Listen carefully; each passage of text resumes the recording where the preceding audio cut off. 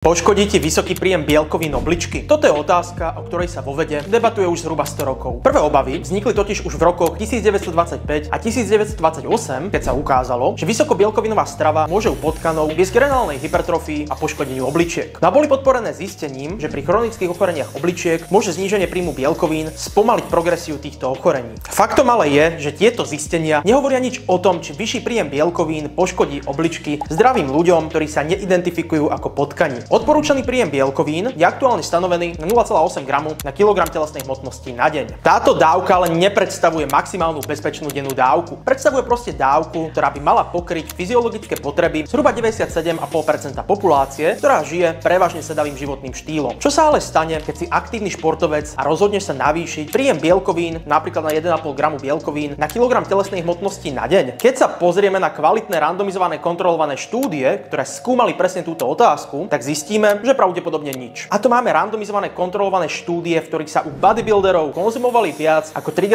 bielkovín na kilogram telesnej hmotnosti na deň počas viac ako 6 mesiacov. No a dokonca ešte aj Inštitút medicíny, ktorý stanovil odporúčaný príjem bielkovín práve na 0,8 g na kilogram telesnej hmotnosti na deň, uvádza, že sa príjem bielkovín u športovcov môže pohybovať od 10 až do 35% celkového energetického príjmu. Aby bolo jasné, nehovorím, že to s bielkovinami treba neskutočne hrotiť, ale aktuálne nie sú dostatočné dôkazy na stanovenie hornej hranice pre bezpečný príjem bielkovín a príjem nad 0,8 g na kilogram telesnej hmotnosti na deň by u športovcov nemal byť problematický. Pre viac náučných videí mi nezabudni hodiť like a follow.